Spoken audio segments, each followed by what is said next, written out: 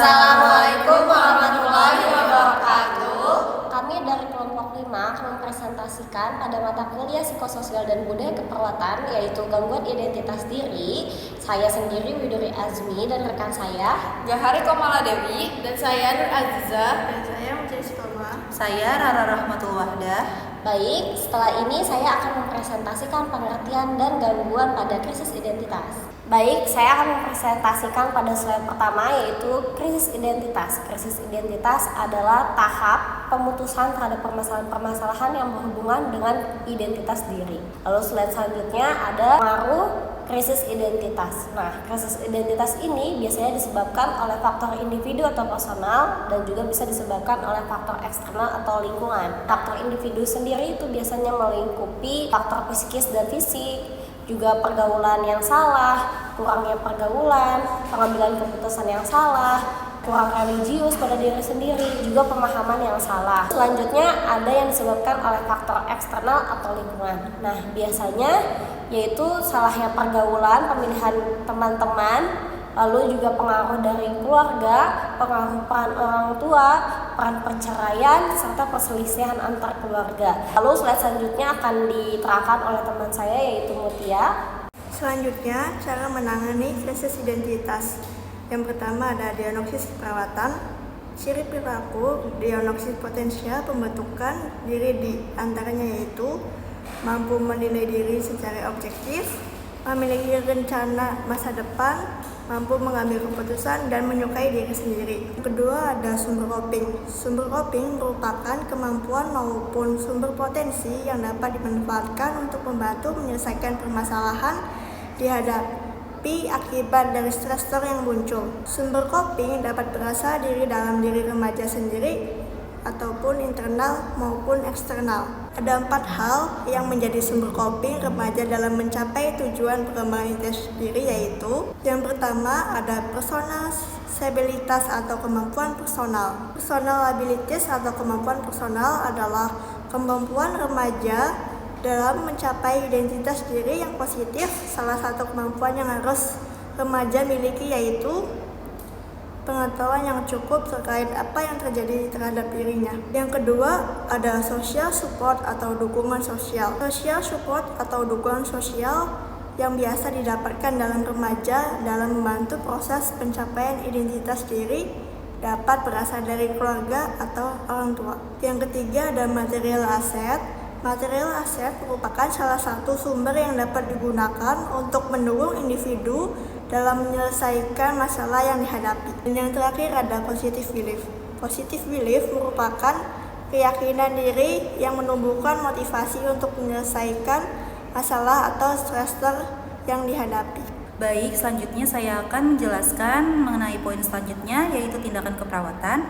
Tindakan keperawatan yang diberikan pada remaja yaitu meliputi terapi keperawatan generalis dan juga terapi keperawatan spesialis. Yang pertama, saya akan menjelaskan mengenai terapi keperawatan generalis. Tindakan keperawatan yang diberikan pada terapi keperawatan generalis ini yaitu diberikan penjelasan atau edukasi tentang ciri perkembangan remaja yang normal dan yang menyimpang. Selanjutnya, setelah pemberian edukasi oleh perawat, diberikan atau dijelaskan hal-hal yang biasa remaja lakukan agar mencapai perkembangan psikososial normal dan yang sesuai. Selanjutnya, yaitu terapi keperawatan spesialis.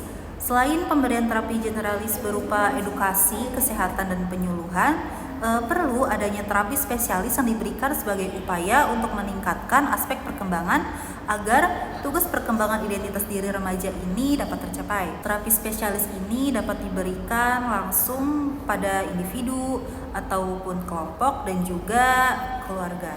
Yang pertama, saya akan menjelaskan mengenai terapi kelompok terapeutik atau TKT. Terapi kelompok terapeutik ini merupakan salah satu terapi spesialis keperawatan jiwa sebagai salah satu upaya promosi kesehatan jiwa untuk meningkatkan kondisi kesehatan jiwa pada tiap tahap perkembangan sehingga menjadi semakin optimal. Terapi kelompok terapeutik ini merupakan salah satu jenis terapi kelompok yang memberikan kesempatan pada setiap anggotanya untuk saling berbagi pengalaman, membantu satu sama lain sehingga akhirnya ditemukan jalan keluar untuk menyelesaikan masalah dan atau untuk mengantisipasi permasalahan yang akan dihadapi dengan melatih cara yang efektif dalam mengendalikan stresnya. Selanjutnya yaitu ada psikoedukasi keluarga atau family psychoeducation. Pemberian intervensi kepada keluarga ini dimaksudkan untuk memperkuat sistem keluarga, mencegah serta menghambat terjadinya penyimpangan perkembangan dan membantu pencapaian perkembangan identitas diri remaja. Jadi, FPE ini dapat meningkatkan pengetahuan keluarga dalam merawat remaja yang mengalami gangguan mood. Lalu, selanjutnya terakhir yaitu hipnoterapi klinis. Hipnoterapi merupakan terapi non-farmakologi yang menggunakan sugesti dan hipnotis pada proses penyembuhannya. Dengan dilakukannya hipnoterapi klinis ini memiliki manfaat untuk dapat menurunkan stres pada individu dari berbagai usia. Selain itu, hipnoterapi juga dikenal sebagai terapi yang tidak membutuhkan waktu lama, baik waktu intervensi yang dibutuhkan sampai hasil akhir setelah diberikan hipnoterapi. Selanjutnya terdapat dialog yang telah kelompok kami sajikan di dalam PowerPoint ini. Silakan untuk dibaca sendiri-sendiri.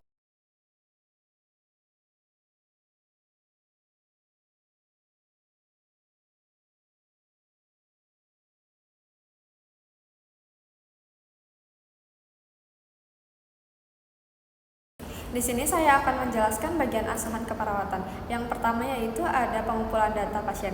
Nah, bisa dilihat ini ada pengumpulan data pasiennya. Slide berikutnya yaitu ada analisa data pasien. Untuk yang pertama yaitu ada pengumpulan data fokus. Untuk diagnosa subjeknya yaitu ada pasien mengatakan bahwa pasien merasa tertarik dengan sesama jenis. Data objektifnya, pasien tampak memiliki pasangan sesama jenis. Masalahnya, gangguan identitas diri dengan kode D0084. Yang kedua yaitu ada diagnosa subjeknya. Pasien mengatakan bahwa pasien lebih merasa nyaman ketika mengenakan pakaian wanita. Diagnosa objeknya, pasien tampak mengenakan pakaian wanita dengan leluasa. Dari kedua analisa data tersebut dapat disimpulkan bahwa etiologinya yang pertama itu ada akibatnya penyimpangan seksual, yang kedua intip masalahnya yaitu penyimpangan gender, dan penyebabnya penyimpangan peran tidak efektif. Setelah itu yaitu ada pohon masalah. Pohon masalahnya yaitu yang pertama itu ada akibatnya itu yaitu penyimpangan seksual, inti masalahnya penyimpangan gender, dan penyebabnya penyimpangan peran tidak efektif. Selanjutnya ada diagnosa keperawatan. Diagnosa keperawatan yang pertama yaitu ada gangguan identitas diri dengan kode D0084 berhubungan dengan gangguan peran sosial. Untuk tanggal ditemukannya 15 November 2023. Untuk diagnosa keperawatan yang kedua yaitu ada gangguan citra tubuh dengan kode D0083 yaitu berhubungan dengan gangguan psikososial. Ya, selanjutnya ada intervensi keperawatan, yaitu yang pertama diagnosa keperawatannya gangguan identitas diri berhubungan dengan gangguan peran sosial. Di sini ada kriteria hasilnya, lalu ada intervensinya dan rasionalnya. Ya, bisa dilihat di PPT ya. Terus selanjutnya ada gangguan citra tubuh berhubungan dengan gangguan psikososial. Kriteria hasilnya bisa dilihat, lalu ada intervensinya juga bisa dilihat di PPT, dan selanjutnya ada rasionalnya.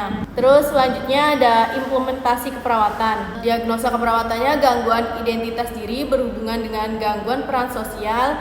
Selanjutnya tindakan keperawatannya yaitu mendiskusikan perubahan peran yang dialami, dan respon pasiennya DS-nya pasien mengatakan ingin mengubah orientasi seksualnya, dan DO-nya pasien perlahan-lahan terlihat mulai mengubah cara berpakaiannya. Selanjutnya ada gangguan citra tubuh berhubungan dengan gangguan psikososial. Tindakannya yaitu monitor frekuensi pernyataan kritik terhadap diri sendiri, dan respon pasiennya DS-nya yaitu pasien mulai menerima kritik dari lingkungan sekitar. DO-nya pasien terlihat mulai menyadari bahwa dirinya harus mengubah penampilan serta jati dirinya. Selanjutnya ada evaluasi. Diagnosa keperawatan gangguan identitas diri berhubungan dengan gangguan peran sosial. Evaluasinya yaitu subjektif, pasien mengatakan keinginan untuk mengubah orientasi seksualnya.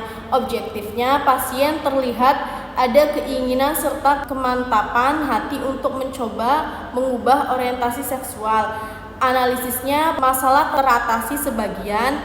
Planningnya, intervensi dilanjutkan. Selanjutnya dengan diagnosa gangguan citra tubuh berhubungan dengan gangguan psikososial. Evaluasinya subjektifnya yaitu pasien mengatakan sudah mulai menerima kritik yang ia dapatkan dari masyarakat sekitar.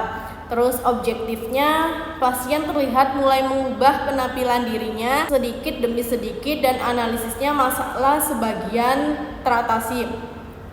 Terus planningnya, intervensi dilanjutkan. Sekian presentasi dari kami. Wassalamualaikum warahmatullahi wabarakatuh.